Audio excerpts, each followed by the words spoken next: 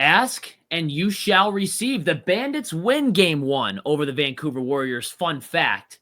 Well, not only just, I think the most fun fact is they're up 1-0 in the series right now in a best 2 out of 3, and all they need is 1 win when Vancouver needs 2. But the Bandits also give Christian Del Bianco his first loss as a Vancouver Warrior, 9-3, the first 9-3 score in the playoffs in NLL since the New York Titans beat, the Buffalo Bandits 9-3 in 2009. The Bandits with a big win against a red-hot Vancouver Warriors team. Convincing win. Matt Vince playing out of his mind. The first goalie in NLL history to hold 2 teams in the playoffs back-to-back with 4 goals or less in both of those games. Just a fun fact, in back-to-back games, to hold them under 4 goals or less, I think it was. 4 or less goals, whatever it was. You got that going for you. Ian McKay also pushing you right there into the driver's seat with 4 goals of his own, 4 for 4.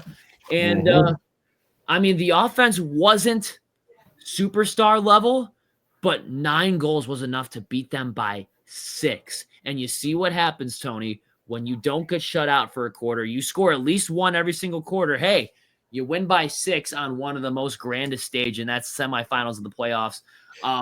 In front of 14,000. I know there was a lot of empty seats up there in the 300 level, but I don't care.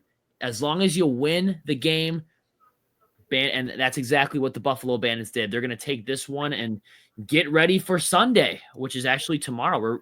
We are recording this as of right now, 9:40 p.m. on Saturday, the day after following the Friday night victory. Vince and Mickey, just Tony, look at the title. Vince and Mickey put Buffalo in the driver's seat. That is exactly what they did. And great to see. They looking at the past history that we've had with Christian Del Bianco, to go in there and beat those guys by 6, man, it feels really, really good. Yeah, you want to talk about the defense and the goaltending staying A+ superb ever since the Seals game, and now the very next series to start, you keep them at the same or less. Good grief! What does that tell you about this team? Our depth and our team is just God mode right now. They're not regular season mode. It is God mode right now. They are playing out of their minds. And kudos to the defensive coach for really sticking to the plan and not giving up anything. They're getting in front of the shots. They're blocking every opportunity the opposing team has. And it's just amazing how well this team has gelled to the perfect Great Wall of Buffalo, if we may want to call it that way. And thankfully, the offense picked it up a little bit, and just enough where we think, okay, 1/2 seems about right. If you doubled it, 14 sounded really good too. That would have been their average. To me, I think that was what I said prior, that 14 was the magic number, but apparently it was 9. We had a 6-goal gap. I'm very happy with our team's performance on Friday. Technically, the magic number was 4. Even if the Bandits scored 4 goals, it would have been enough to beat the Vancouver Warriors. McKay, if you did it by yourself, that was fine too. I'll take it. I mean, that's also a pretty funny tidbit. Ian McKay scored more goals by himself than the entire Vancouver Warriors team. That's true. How about that? Isn't that great? Ian McKay is easily the best goal scorer on this team as far as the entire playoffs have gone. Now, granted, they've only played 2 games, but Ian McKay has been a goal scorer all season long. Maybe outside of a couple of games where maybe he was filling in for an injured defenseman. We weren't really seeing him out the front door as much, but he has picked up where he left off. I mean, the very start of the season, it was Ian McKay, 5-goal game here, 5-goal game there. And then in game 1 of the semifinals, he picks it up with 4 goals. Matches the number on the back of his jersey. Ian McKay is just an absolute superstar, and definitely picking up where he left off there in the regular season. And how about this, Tony? Pretty much for the first time this year, we can discuss this. Sure. A good Buffalo Bandits power play. How about that? Not even just good, great. Taking advantage of stupid penalties that Vancouver decided to take there early on. Agreed. They take a 5-minute major early. Get a little sweet chin music there on Ian McKay. Get the cross check up into the face area. They take a 5 and they score both times on that 5-minute major. The Bandits are cashing down their opportunities. The offense went kind of AWOL in the second half of last week. I think probably the mindset going into this week was, hey, don't let that happen again. You got to get off to a fast start. And that was what I was telling everyone that was going to this game. Fast starts are important. The Bandits didn't just jump out to a fast start. They had a 6-1 lead in this game at one point. This game was put out of touch technically, looking back on it now. 9-3 final score. The game was already put out of touch when it was 6-1. I mean, and Christian Del Bianco is giving up so uncharacteristic goals. He does not look like Christian Del Bianco. Tehoka Nanticoke's sidearm shot, I still have watched multiple different camera views of that goal. I'm like, still, how does that ball end up in the back of the net? Dane Smith with just a bullet going past him. Chase Fraser with a wind-up sidearm and a great celebration. He scored to make it 3-1. The Bandits took advantage of their opportunities on special teams, and Vancouver paid for their dumb mistakes. And that is what we've been asking from this power play for months now. The Bandits, when they would take dumb mistakes, it felt like the other team would score a power play like that. It feels good to be on the other side of that, too. And the Bandits are dominant on the power play. Yeah, going 4 for 7. Basically, Chase had his only goal of the night on the power play. You had Dane Smith, who scored twice, also on the power play. McKay had one of his goals out of the 4 that were a power play goal. And what does that tell you? Is that, if the opposing team tries to make the same mistakes like we have, and we've given up basically every power play goal known to man to them, except for the first period or first quarter, they went 3 for 5, but all their goals were on the power play. They couldn't do it 5-on-5. What does that tell? What does that tell you that that teams have to do against Buffalo's defense? Is that they got to get them to falter to the penalty, but obviously they went with the mentality of not being stupid anymore or not taking the dumb penalties.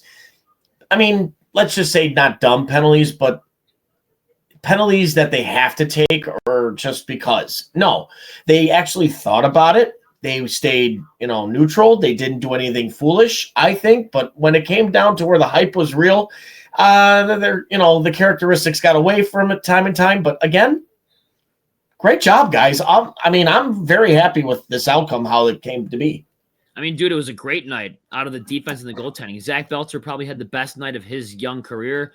Maybe outside of that first quarter penalty, it really didn't have any effect on it. I know Kevin Crowley scored the early goal there off the Zach Belcher penalty, but Belcher ended up drawing a penalty later on. I know his helmet came flying off there in the third quarter, and he drew a very smart body check penalty, which was great. And then he had to show the referee this time, hey, I'm not playing with my helmet on, just so you know. I'm running to the bench now.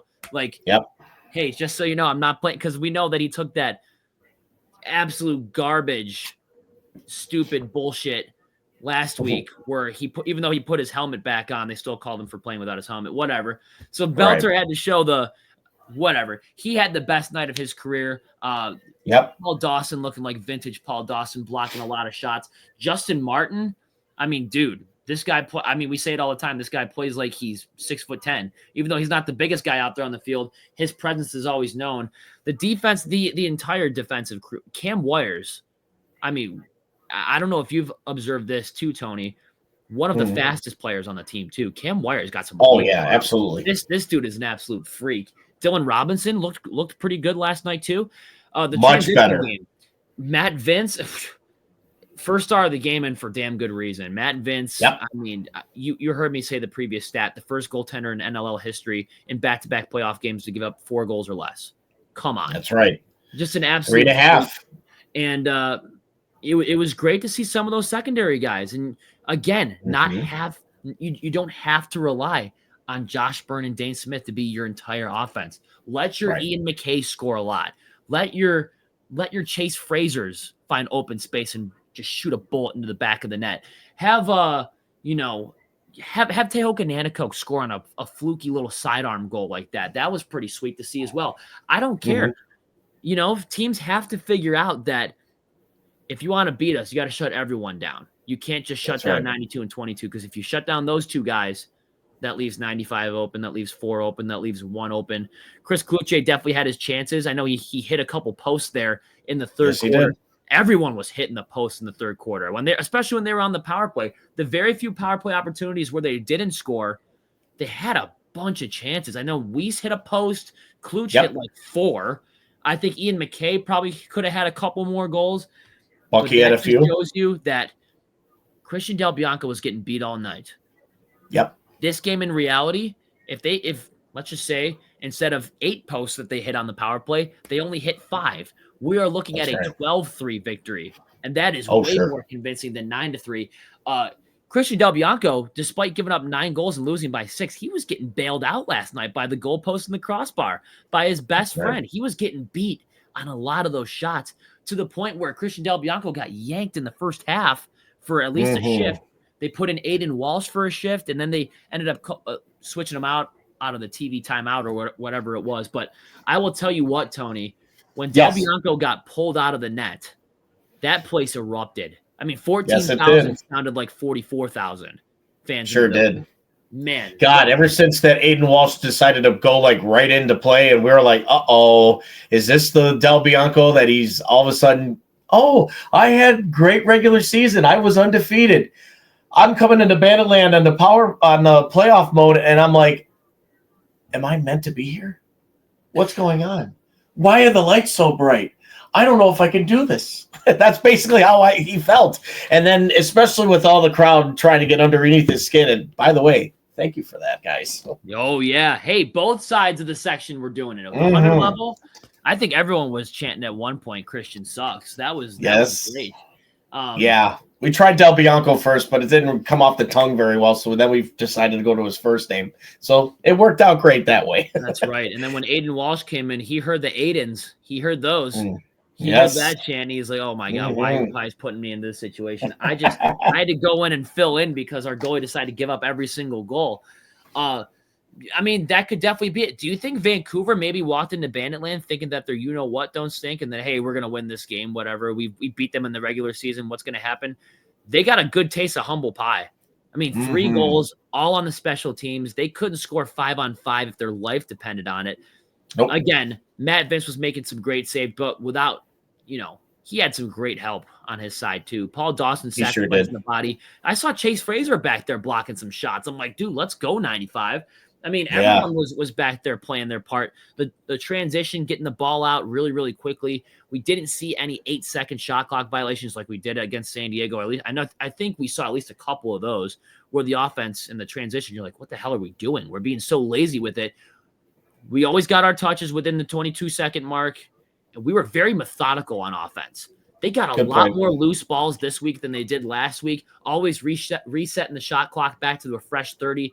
They were killing a lot of clock there, especially in the 3rd and 4th quarter, and that is when you desperately needed to kill some clock. When you have a good 5-6 goal lead there in the 4th quarter, you can't just be handing possessions away. And the Bandits did a great job jumping on the loose balls like we were preaching on this show and just resetting the shot clock, bleeding the clock, and then just running out the time to the point where Vancouver was taking some dumb penalties there at the end of the game. I know one of them took a 10-minute misconduct after the last goal of the game. It was kind of getting chippy there at the end. It was also kind of getting chippy, Tony, around the halftime mark where Kurt Malowski's chirping at the head coach for Vancouver is chirping Nick Weiss and Paul Dawson on the sideline to the point where if you're sitting in section 106 like I am, and you can, I don't know what Malowski was saying. His back was turned to me, but I could see exactly what Nick Weiss was saying, and it really wasn't really safe for work language. I will tell you that. Nick Weiss telling him to go F himself, do some sexual favors to himself, and then he's telling him to shut up. Like, you know what? If you're gonna let this Kurt Malowski guy, who by the way played for the Portland Lumberjacks in 2008, also 2008 championship runner-up, so Kurt Malowski's probably still got some bad blood against the Bandits, but sure. He's out there chirping our assistant captain. If you don't think our assistant captain's gonna clap back at him, you got another thing coming. But that's one of the things I love about this sport. I love it when 2 teams can't stand each other and they're facing against each other in the playoffs, whether it's lacrosse, hockey, baseball, whatever. When you get 2 teams that really don't like each other and get under each other's skin, that makes for must watch TV. You got to be in the stands supporting your guys. That's just the one thing about sports that I love. When you get 2 teams collide that cannot stand each other, meeting in the playoffs, dude, it doesn't get more special than that. No, not at all. I mean, that's Basically, it's like the New York Yankees versus the Boston Red Sox kind of combo. Packers It's and the like Bears, for years right? after years. It's like, the Packers, Bears, you name it. It's just White a Sox. very cool thrill. Yeah. It's a very cool thrill to watch, and it just makes the sport very interesting to, keep your eyes on the screen. But if you're there, it's even better because you're firsthand seeing it. But for the Buffalo Bandits going into Sunday night, in Vancouver, I think, you know what? If you keep playing like this, you are never going to lose another game in the playoffs. Let me tell you. No, I don't think so at all. Can't. I mean, didn't we say on the show last week it's going to be nearly impossible to repeat the same performance you did against San Diego? Well, Matt Vince did it even better. He did it better. Even better than he did. I mean, I think Vancouver has a much better offense than San Diego does, and their record shows that it is. And the fact that he held that team to less goals than San Diego, I mean, that's just absolutely unreal. But it's also great seeing the offense get their opportunities. They're starting to clear the cobwebs. The offense guys, they are starting to heat up. They are really starting to heat up. You know how many times they were robbed by the goalpost and the crossbar yesterday? Oh, that was unbelievable. A 9-3 victory when it really should have been 13-14-3. I mean, this game on paper, I mean, Vancouver's got some guys. You knew Keegan Ball was going to score. He scored one of their goals, whatever. Just one. On paper, you look at the win probability or the expected goals for, I think Buffalo probably should have had 13 or 14 goals. By the way, Vancouver was playing, if the Bandits didn't take as many penalties, I think you still hold them to under 3. So when you look at it that way, this game wasn't even really that close, and it should have been a much more of a blowout by the Bandits.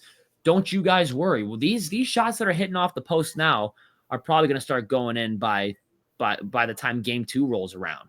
And a lot of those goalposts are going to turn into Fine and Twine, and you're going to see Chris Kluche start lighting the lamp. You're going to see more consistent performances out of Fraser and Nanakoke, and guys, this is really, really scary too. They're winning these games in blowout fashion right now against a very good Vancouver team, and at the same point, Dan and Josh aren't even like exploding on offense.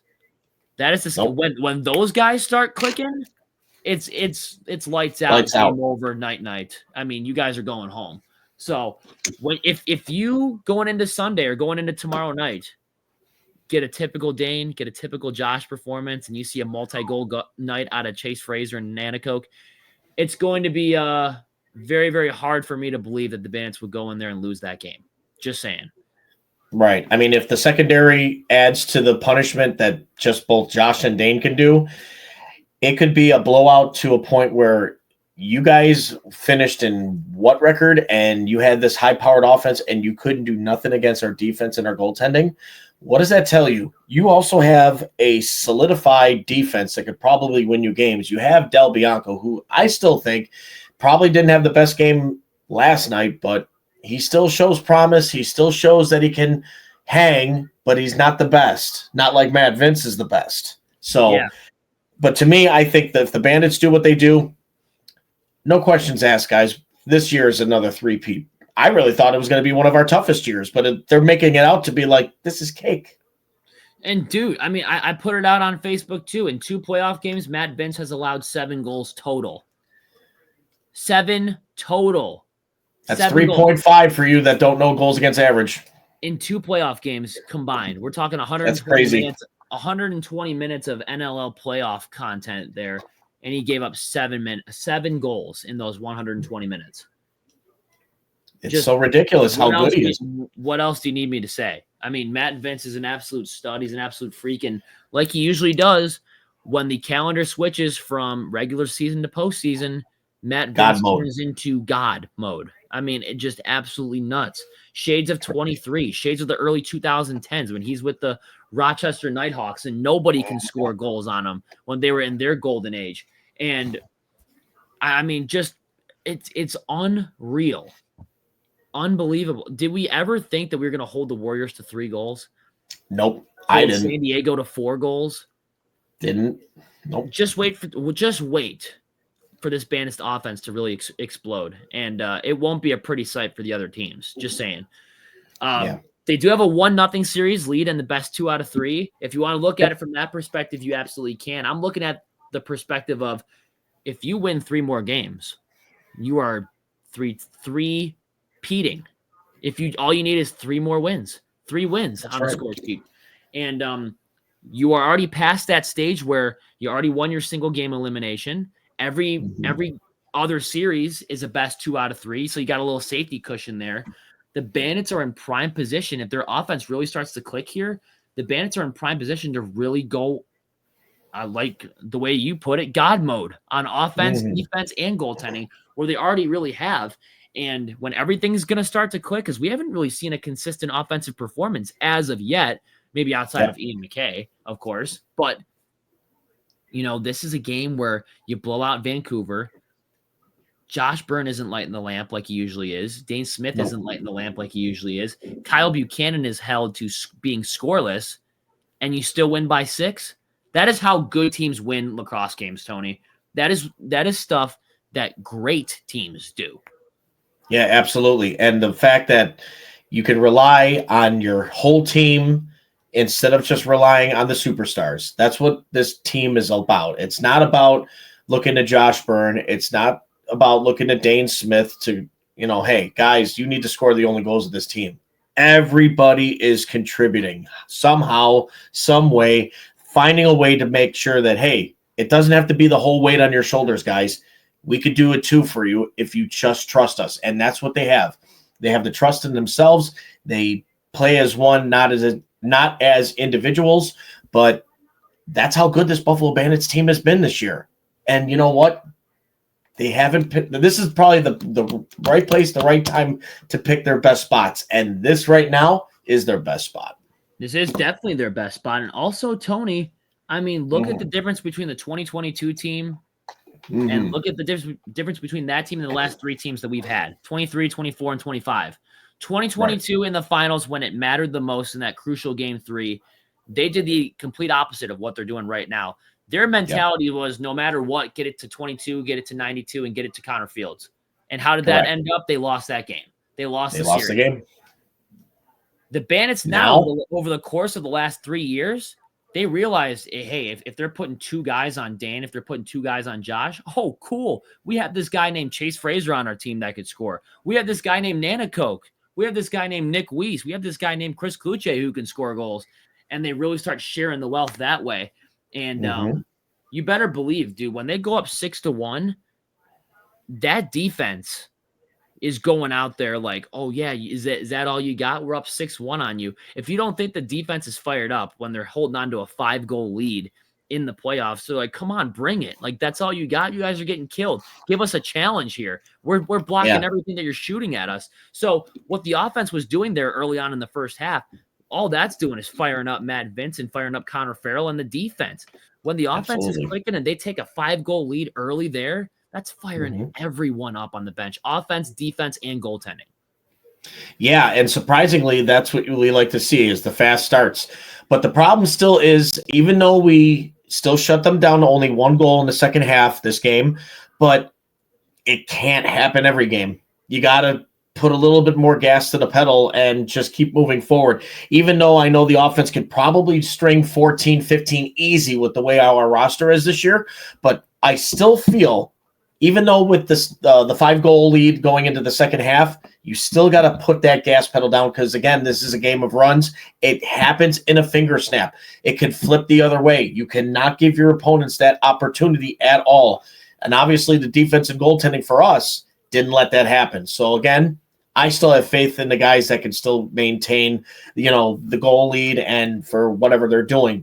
And if this is the case of where we're going to rest our offense, it's still kind of debates, but it's working so far, so I can't say no.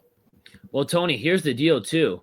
You got to you got to have that Kobe Bryant mentality. While we are celebrating a Game 1 victory, you got to be like Kobe Bryant. Is the job done? No. The job's not done. It is not done. What is there to truly be happy about? The job's not done. Win the series. Right? Win the series. Then we could be happy, and then we could be possibly looking at a week off. And then everybody's getting rested up. Everybody's healing.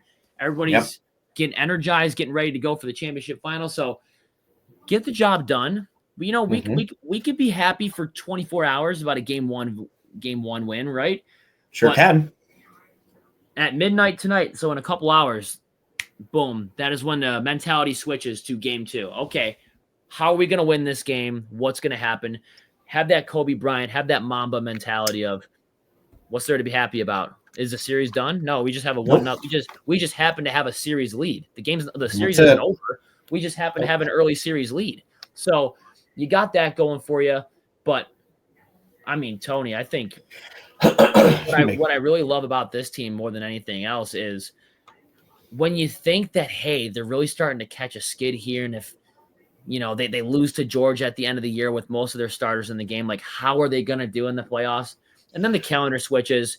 They hold the other team's offense to 4 and 3 goals in the first 2 games. Like it's crazy. It's just I don't know where the logic is in that. How many goals did they give up to Georgia? 14? 14? 14. Yeah. The last 2 playoff games, they've given up half of the amount of those goals in that game. 7. Yep. Yeah. That's crazy. Where does that come from? Like, do they just say, okay, it's time to play? Like, is it a switch going off, or like it has to be? What is it? It's just a different mentality. When you go to regular season, you work so hard to get either first or get into the playoffs. It just tells you, it makes you go into like nothing's going to hurt you. Nothing's going to stop you.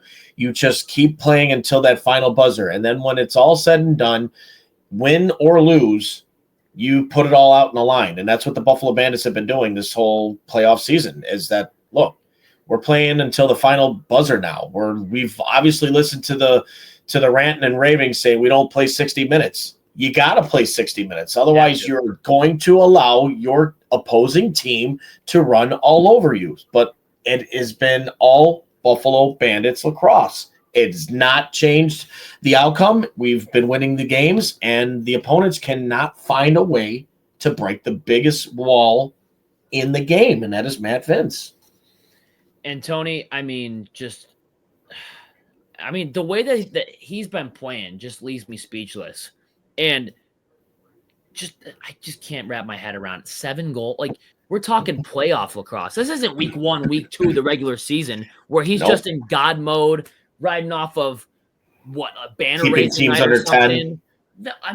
We've seen Vince in the playoffs be great. And I mean really, really freaking good, but not this good. Yeah, this dude's 42 years old, like a fine wine, the way that this guy's been playing. And what I also love about winning game 1 is Vancouver has to fly back home, take the entire Saturday as a travel day, fly back home with their tails between their legs saying, we got to win 2 in a row against these guys on a short weekend. Quick turnaround. We're talking less than 48 hours. Yeah, these guys got to get back into action and suit up again. They're already down 1-0 in the series. Their backs are against the wall. And if you watch the preview episode of this show, you knew that was one of our keys was quick turnaround. You play from Friday to Sunday. You can't go into Vancouver with your backs against the wall. Vancouver's backs are against the wall, which is something that I love about the fact that Bandits took game 1 in their at the KeyBank Center.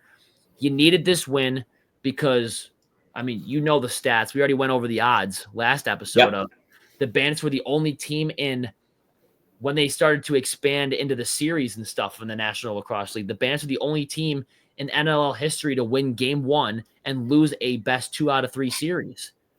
So you want to go with the odds, number 1. That's what the Bandits did. And number 2, on a quick turnaround, you want to have Vancouver flying back home with their tails between their legs and not Buffalo. That's correct. Yeah, you make a statement here and now. You don't give them a chance to, run you over and why you're the best. You got to go in there with the same mentality that you've been doing for the last couple seasons, the back-to-back years that you've won the championship. You keep that mentality going. Don't quit. I'm not done until the final buzzer. And you know what? They've proven it so far for these last 2 games is that they've played 60 minutes solid every single game so far in this postseason. And that's going to help you win these games if you play through the entire way. You don't quit. You don't slack off. You don't say, oh, we got enough to beat them. You just keep going until the time's up. That's right. Tony, we got to get into our player of the game before we get into our quick score predictions for game 2 because it is a quick turnaround. So yes, it is. For those that are watching game 2. For those that are watching this episode right now, this is also going to be a very, very quick game 2 preview Because kind of. if we don't have to tell you who the players to watch. You don't obviously if we did a separate episode on this, we'd just be saying the same shit, wasting everybody's time. So who is your player of the game for game 1, Tony? There are a couple different players that come to mind. I'll let you take the reins on this one and get first blood here. All right. Well, obviously I got to go with the person with the hottest stick on the team at the moment, and that's 4 for the number 4, and that's Ian McKay. Baby. He literally has woken up and become like Josh Byrne and Dane Smith, scoring easy average 30-goal seasons. And this is an unbelievable stat that he is carrying on into the playoffs, and he's just finding the net. And you know what? If that's the case, the Buffalo Bandits should not stop feeding him the ball and letting him just run his own game, because it's obviously working. So let him go. Unleash the beast of number 4, because he's been scoring your goals. And Tony, that's my go-to guy. When you look in your playbook, when you look in your lineups, that's not an F next to Ian McKay's name. That's a T. He's not a forward, and he's scoring all these goals. He's a transition. So that makes it all that more impressive. I'm gonna go with Vino. Absolutely. Matt Vino Vince. I mean, the way that he's just denying all these great opportunities. 5-on-5 pitched to shutout. Can you believe that? 5-on-5 lacrosse, 48 at 42 years old, pitched a complete shutout.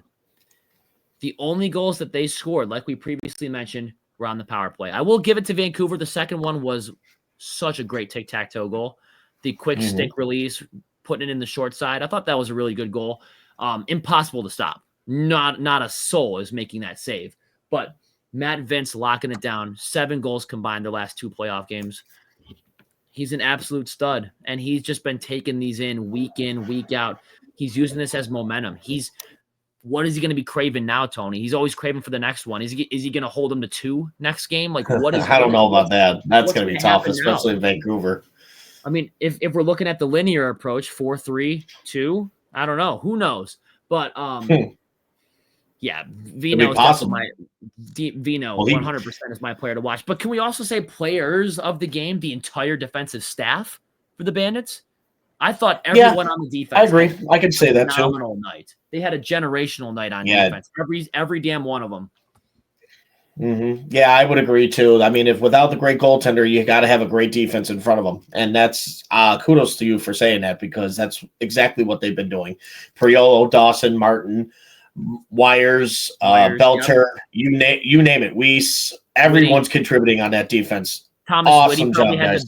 I think Thomas Whitty probably had best Thomas Whitty, Dylan Robinson too as well. Guys, you guys are that first game in the series. You guys killed it. Good job. And also to Dylan Robinson, way to be more disciplined on that game. That was huge. And also getting all those loose balls without Kyle Matisse in the lineup. Yes. Very impressive, I might say. Very, very impressive. Okay, game 2. So, Tony, 9 o'clock Sunday night Eastern time, 6 o'clock Pacific. Yep. Bandits versus Warriors in Game Vancouver. 2. Now, this is a building where the Bandits don't have a lot of success in, but in this circumstance, the Bandits have a 1-0 series lead. They have a lot to play for. They're riding high on this momentum off a big 9-3 win, and still riding high off a big momentum swing of the San Diego game, holding them to 5-4. Back-to-back playoff games. That's got some momentum to it. Time to get into the score predictions. We already know the players to watch for Vancouver. We went over that a bunch. The players to watch for Buffalo. You guys know at this point, especially in this series, and you already got a quick sneak peek of who to watch, especially in game 1. He might wear number 4 on the back of his jersey, or number 48 on the back of his jersey. Score predictions. Since you did your player of the game, I think I'll toss my hat in the ring first here and give you my score predictions for game 2. Sure. Tony, I'm going to be frank. I'm going to be blunt. I'm going to be honest with you. I think the Bandits sweep. I think we're going to bring the brooms out and clean up the mess that is the Vancouver Warriors being the thorn in our side this year. We have to get them out of the way. They are the Christian Del Bianco is the very Tom Brady-esque player that we have to dethrone to get to the Super Bowl, right? So that's pretty much well said. I think that we go in there and beat them. It's going to be closer than a 6-goal game. I think the stakes are higher for Vancouver. They might be a little bit more motivated to win this game more than any other, because I mean, they are on the ropes right now. They are on the ropes. They can't be eliminated. Bandits do win though. And I will say, if by a final score, 10-8. Wow. Very close. I like it. I mean, it's been the way the Bandits have been playing and keeping their opponents at bay. I don't mind seeing that because that's kind of like the way we had our, what was it? 10-9 overtime victory against Georgia in that one playoff round. Yep. Yeah. That's, I mean, I could see that happening. And sure enough, I mean, with the way Vince has been playing, who knows what it could be. But I'm going to go a little higher, not too high, but I'm going to say Bandits do sweep. I'm going to say Bandits 13-11. 13-11. All right. So we both at least have a 2-goal victory. I like that. I can see that. I think it's definitely going to be a little bit more close than a 6-goal win. Yeah, 13-11 for me, 10-8 for you. I think that sounds wonderful. If they meet in the middle and it goes 12-10, still 2-goal Vic. Hey, let's try it that way. All you gotta do is win by 1. It still counts. That's it. Still need to win by 1. But here's the deal, though, Tony.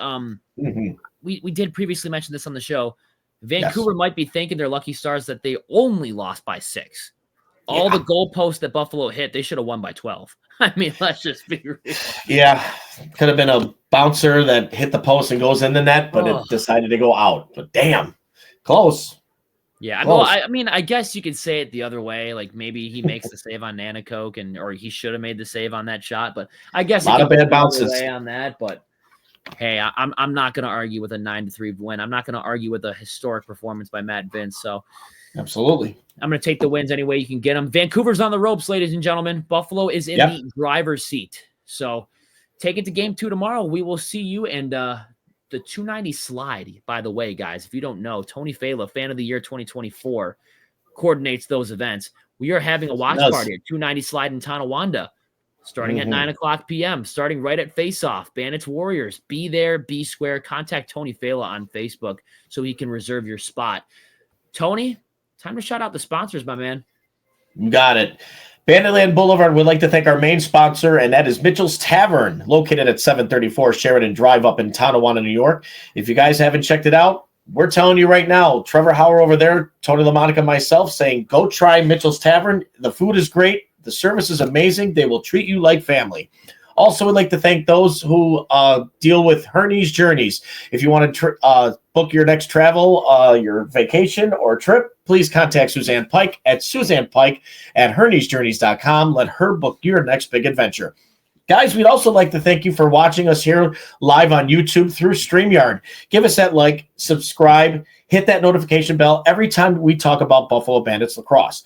And also, for those who don't watch us but also listen in, on every device known to man, on your tablet, your phone, your radio station, on Spotify. Give us that 5-star rating and, rate us as much as you want. We could go 1, we can go 5. I don't care, but we talk about Buffalo Bandits lacrosse all the time. And why do we do it, Tony? Because we love the Bandits. And because we love the Bandits. And we love the Bandits community. And we want everyone out there to love the game of lacrosse just as much as we do. So, that's right. Tony, at the end of every single show, 9-3 victory. Damn straight. We got Vancouver on the ropes. I can't believe we can say that, which is absolutely nuts against the Christian Del Bianco led franchise. But let's get him. I love beating that guy, man. Love beating him. But we got 3 words to end every single show. And Tony, what are those 3 words? As the great voice of Chris Swenny always says in Banditland, in 3, 2, 1. Let's go, Bandits! Bandits. One game to go, 3 to win the whole thing. Get it done. Let's go. Just don't suck. Just don't suck. I love that. Teo Nanakoke said, just don't suck, baby. Go win game 2. Go. Let's go to the finals, baby. Let's go to the finals. Let's go back.